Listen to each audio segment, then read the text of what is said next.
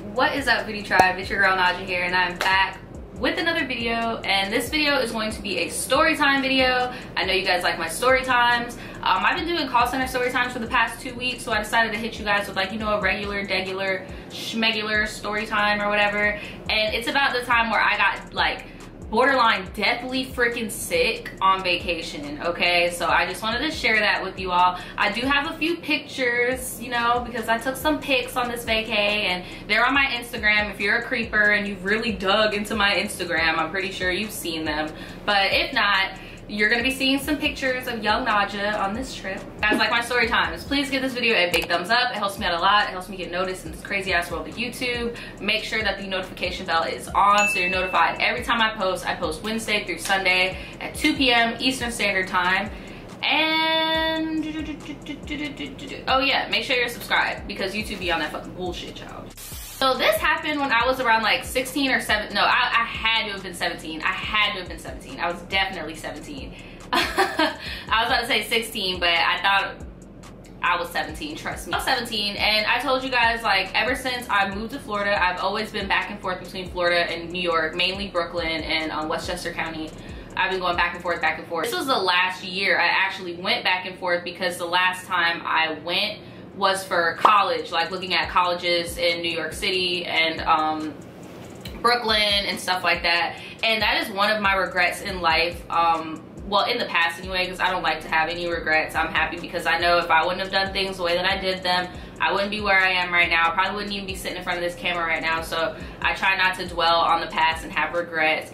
But at the time, one of my regrets in life was not going to school up there. You know, it would have been really nice to live in a new state, and because it's different when you are going back and forth staying with family than when you're actually like living there again and, you know, in college, meeting new people from all over the country and XYZ. But that was pretty much what I was doing. But I went, it was me. Okay, so we had a family vacation plan, and instead of going to Brooklyn like we usually always did, like my brother and I would fly up to Brooklyn by ourselves, and then my mom would, you know, do her little grown shit in Florida, and we would see our family members in New York. This time around though, my mom did end up coming up with us, and we wanted to do like a little family getaway vacation. So it was me, my mom, my uncle, his wife, my brother, and my grandma. It was 6 of us. And my uncle had rented out a cabin in upstate New York, and I was really excited about it and shit. Now look, mind y'all, I was 17. I was a little shit. I was definitely a little shit. I was a party girl. Y'all saw my story times in the past. Like, I was definitely a little shit.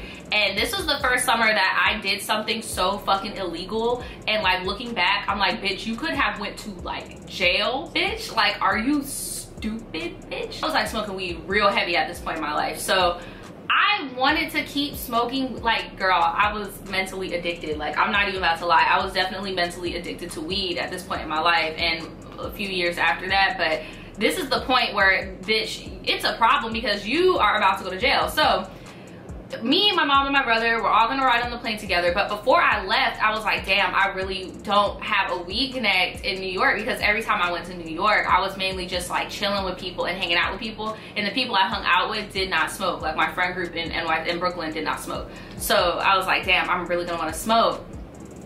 Girl, my carry-on bag, and I do not suggest anyone to do this shit at all. Do not do this shit. Please do not do this shit, because at the time I did not think about the consequences of what could have happened if I was caught doing it. Like, it really did not register to me for whatever the fuck reason. I don't know if it's because my brain was tiny, probably because I was a dumb bitch back then. Not my carry-on bag, but my like suitcase that I was putting under the plane. I got a box of tampons. Took the cotton out of some of the tampons.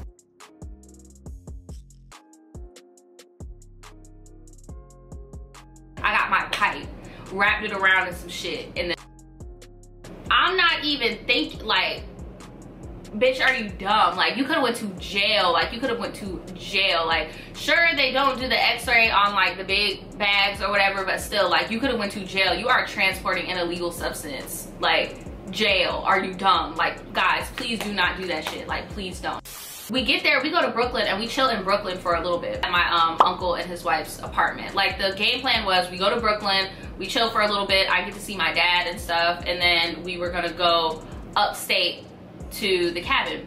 Girl, I just remember being in my uncle and my aunt's apartment, child, and being in the bathroom and just like smoking. Like, I was such a horrible, disrespectful ass teenager. Like, so disrespectful, like so disrespectful. And the bad part is, it's like everybody knew that I was high and that I was smoking and nobody said anything. And that's like the worst, because like my family doesn't know how to handle shit like that. Like, they all knew, but it is what it was. I'm high as fuck. And then finally it's time to go on the road trip. My uncle rents a car and we all pile up in this big ass car and we start driving. The drive from Brooklyn to this cabin, because we were going by like Woodstock, New York. So we drive all the way there, but before we get to Woodstock, we're like in like, the cabin is like maybe like 30 minutes away from Woodstock. So we kind of like drove past it, went a little bit further north, and then went to Woodstock. So we get to the cabin. The cabin is gorgeous. I have pictures and stuff on the screen and shit. I'm not really gonna, yeah. But the cabin's gorgeous. It's like, okay, so you walk in, there's like the living room, the kitchen, and then there's a second floor. They got some bedrooms there. And then there's a top floor, and it's like an attic bedroom, and it has like okay, so like, you know how the top of a roof goes like that? Well, there was like a window all right there, and there was like a telescope in there. So I immediately called dibs on that room, because I was like, y'all, I'm about to be high as fuck looking at the stars with my telescope. Like, I'm snapping it up for the gram. Like, I'm thinking I'm that bitch right now. I'm high as a kite, don't know what the fuck's going on. Like, I'm thinking I'm that bitch. It's a nice little getaway. But I noticed that day that my throat was a little scratchy. And I was like, well, maybe my throat is just scratchy because, you know, the weather here is different. I've been smoking. Like, maybe that's what's going on. But I know, like right here was really scratchy, and like swallowing was a little bit painful. And I was like, you know what? It's probably just the atmosphere. Like, so I'm still having a good ass time. I'm high as fuck. I'm catching fireflies with my brother, like having a good ass time. My family is cooking. We have like this big deck thing. They're drinking and chilling. I was too young to drink, so I wasn't drinking with them, even though my little ass was on one. But I was right there with them. That probably was another reason why they didn't like want to talk to me about me being high, because they were doing their thing. The second day though is when like I woke up and like my throat was just excruciatingly sore, like super sore. Now look, I've been wanting to get my tonsils removed for a long time, but now like I haven't had this happen to me since this thing has happened. But my tonsils are like super sensitive and they get irritated very quickly. So I had a feeling that I was about to have one of these moments again, because I had this happen to me once before and it was so bad that I actually ended up getting strep throat. Like, my tonsils will get so irritated and swollen to the point where like I can't talk, I can't swallow. But at this point I didn't really think that was happening. I was like, damn, I might just have a sore throat, you know, might just get the sniffles for a few days and it'll be over. So we're doing camping type shit at the cabin, you know, playing board games, doing all types of stuff. There's no well, there's electricity, but there's no TV. Like, there's Wi-Fi, but that's pretty much it. But the signal will go in and out. When it's dark outside, we hear gunshots and shit, because the neighbors are like miles and miles away, but they're hunting in the woods and shit, because, you know, there's bears and shit out there. So you'll hear gunshots at night. Normal shit. Day 3 is when I was like crippled in pain. I was crippled in pain. I could not talk. I could not swallow water. Like, I was sweating all the time. I had like such a high fever, and I really felt like I was killing the vibe of the trip a little bit, because I was so freaking sick.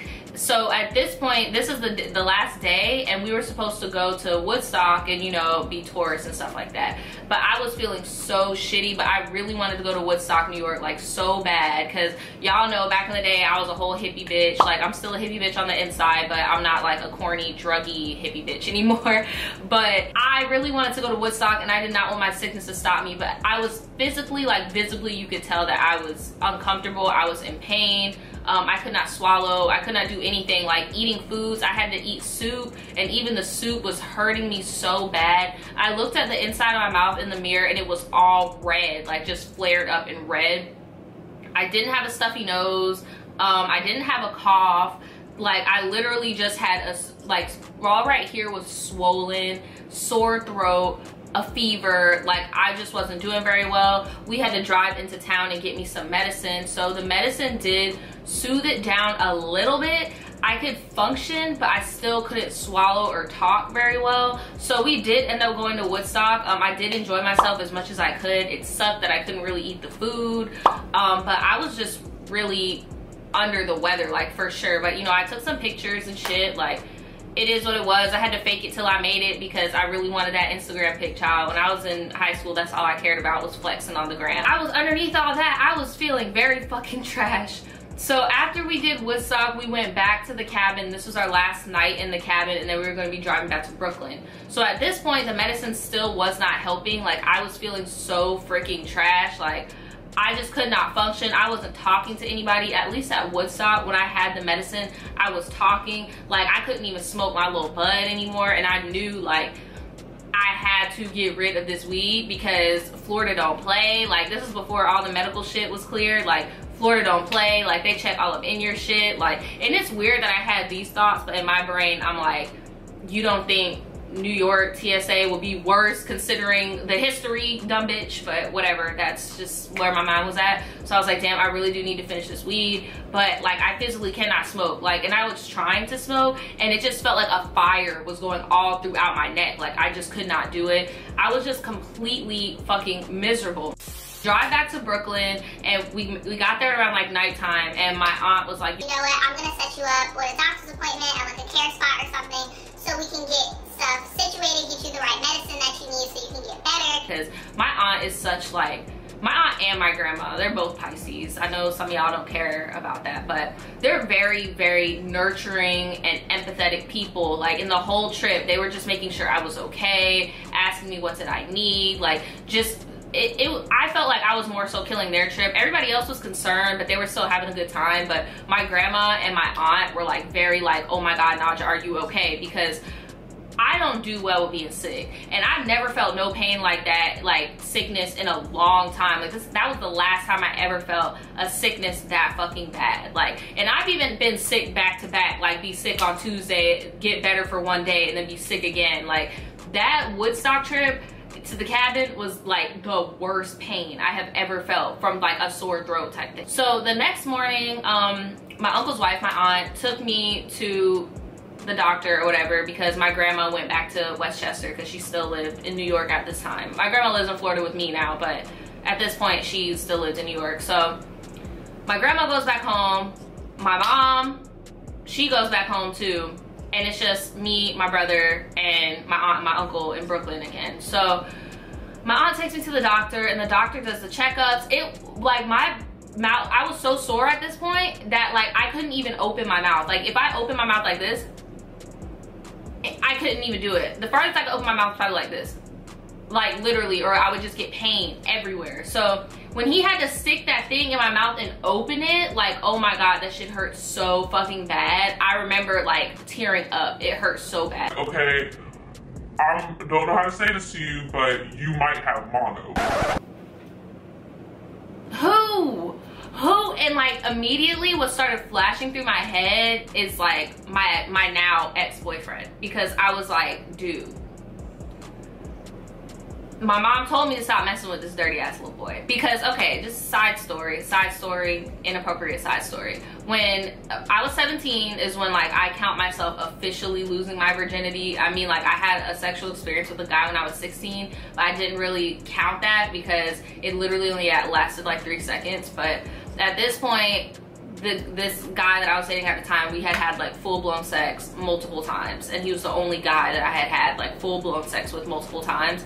And around the time where I had sex with him, I got a UTI, and I did not know what it was. All I knew was that it hurt when I pee, bitch. And I told my mom, and my mom didn't know that I wasn't a virgin yet. But I told my mom that all my symptoms, I'm just like, yeah, mom, you know, it hurts when I pee. I have like really sore cramps, but I'm not on my period. Like, I don't know what's going on. And my mom was like, girl, you got a UTI. You was probably fucking a dirty ass boy. And when he told me I had mono, in my brain, I'm just like, Nadja, your mom told you to stop fucking with that dirty ass boy. This is what you get. You need to slow down in your life. And I'm just thinking like, and then I knew at this point too, he had already cheated on me. So I'm like, bro, what if he cheated on me with a girl that had mono, and then he started making out with me, and now I have mono? Like, I'm over here freaking out. But my aunt is over here just like, oh, you know, it's probably, you know, why don't you run some tests on on her. Like, she's not making it a big deal because, like I said, she's a very caring, understanding person. But me, she don't know that side of me, okay? So me, I know what the fuck I had been doing. So I'm just like, okay, I'm fucked. I most likely do have mono because the dude that I'm fucking right now is dirty and he's a dog and I'm fucked. Like, I know I'm fucked.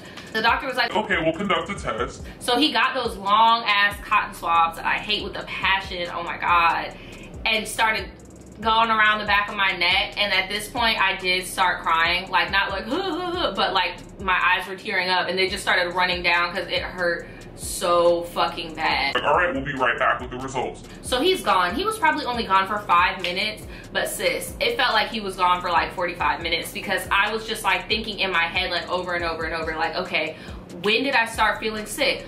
Okay, and when was the last time that I had been intimate with this guy? And like, okay, let's do the math. When he cheated on me that one time, like, was I sick then? Like, how long do you think it's gonna take for this to show up? Like, I'm just like going through it, and then I'm like, dude, I swear, if I comes back with mono, I'm never talking to this guy again. When in reality, younger Naja, it should have been the fact that you're even thinking these type of thoughts lets you know that you probably should not be with somebody like that. But whatever, young, dumb, and naive, right? I'm over here going back and forth inside my head like, oh my God, I can't believe, blah, blah, blah, like what the fuck type shit, right? So the doctor comes back. Okay, you do not have mono. He gave me some, he said that I did have like a severe strep throat, and he gave me some antibiotics and everything, and took the medicine, and I started feeling better after that. It really did suck though that I got so sick on the family trip, like really, like that really sucked. But I was just really happy that I did not have mono. I know mono is curable or whatever, but like, I don't know, I just didn't want to disappoint my mom any further because my mom already knew that I wasn't a virgin and that I had a UTI because this boy was dirty. And yeah, and then like it was just a fucking mess because like, bruh, I have never had a UTI with any other dude that I've consistently had sex with other than that one person. No shade at all. I'm just saying, like, so the fact that my mom said that to me, and then now I got this thing going on, they're talking about it might be mono, I was like, oh shit, okay, well this is my fault apparently because I just can't listen to my own fucking mother. But thankfully it was just strep throat.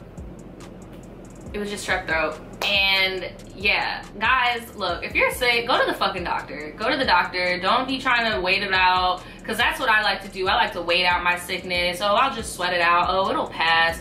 But I was literally sick for almost a week. Like, you know how sometimes you'll get sick and then the level of sickness will go down, new symptoms will appear, old ones will disappear. Like, no, I was consistently running a fever with a sore throat, could barely talk or swallow water for almost a week. Like, I had lost like 5 pounds in that span of time. Like, and I was already really small, as you guys could see in that picture. Like, I did not need to get any smaller. So yeah, guys, just go to the fucking doctor. Like, please go to the doctor. Just go to the doctor. Yeah, that was a time where I got really, really sick on vacation. I hope you guys like this story. Guys, again, go to the fucking doctor. And yeah, I will see you guys next time. Bye.